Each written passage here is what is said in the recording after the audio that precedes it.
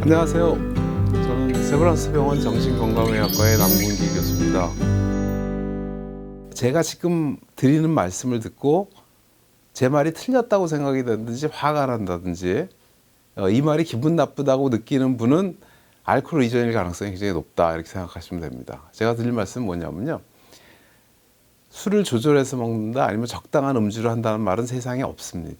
술로 인해서 생기는 여러 가지 문제점들, 그러니까 신체적인 건강에 문제가 되는데도 계속 먹거나 정신 건강에 문제가 되는데도 계속 먹거나 아니면 사회생활이나 직장 그런 문제가 생기는데도 불구하고 술을 계속 먹는 경우, 그러니까 조절을 할 수 없는 경우를 우리가 알코올 의존이라고 얘기를 합니다. 뭐 알코올 의존의 진단 기준은 여러 가지가 있는데요. 저희가 이제 가장 흔히 보는 것이 본인도 알아요. 자기가 이제 오늘은 조금만 먹고 오늘은 안 먹겠다. 오늘은 먹어도 요만큼만 먹겠다 했는데 결과를 보면 오늘도 먹었고 또 자기가 예상했던 것보다 많이 먹는 거. 이런 게 이제 한 가지 중요한 증상이라고 할 수 있고요.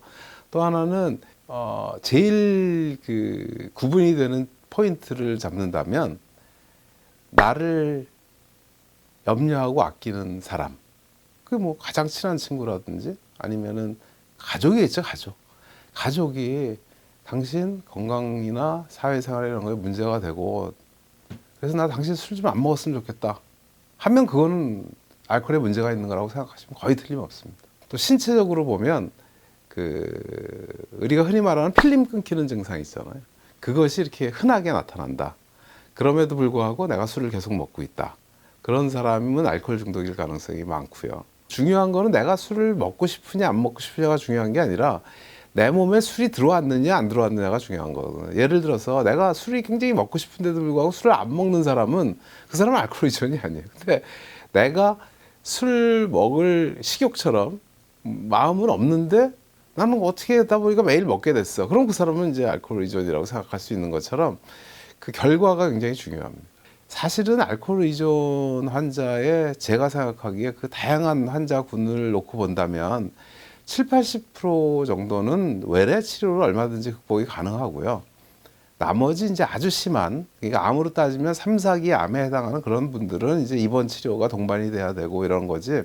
모든 알코올 중독은 다 입원해서 소위 말하는 갇혀있는 정신병원에 입원을 하고 거기서 뭐 오랫동안 집에 못 가고 치료해야 돼. 그런 건 아닙니다. 제일 효과 있는 게 정신요법, 그러니까 이제 상담하고 또 어떤 동기를 부여하고 또 행동요법을 하고 하는 그런 정신요법하고 거기다가 추가로 약물보조요법을 섞어서 두 가지를 동시에 할 때가 제일 치료 효과가 좋은 걸로 되어 있습니다. 술을 조절해서 먹어야 된다고 생각하는 사람은 술을 안 드셔야 되는 겁니다. 아니, 안 먹거나 의존형으로 먹거나지 그걸 조절해서 먹는 중간 단계는 없다. 소주를 2병, 3병을 먹을 수 있는 사람한테 한두 잔으로 줄여 먹어라. 그거는 말 자체의 모순이고 우리 뇌의 생리를 모르는 사람들이 하는 얘기고 그걸 안다면 소주 서너 병을 먹는 알코올 의존이 되든가 아니면은 단주를 하셔야 돼요. 술을 안 드시는 것이 그 사람이 건강하게 본인과 가족들이 살아갈 수 있는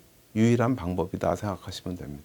술 없이 사는 인생, 술 없이 사는 인생이 굉장히 즐겁고 행복한 인생인데 술 없이 사는 인생은 굉장히 불행할 것이다 라는 생각이 만약에 머릿속에 드신다면 당신은 알코올 의존일 가능성이 높다는 뜻입니다. 따라서 그런 생각이 드시는 분일수록 술 없이 사는 인생을 한번 살아보시기 바랍니다.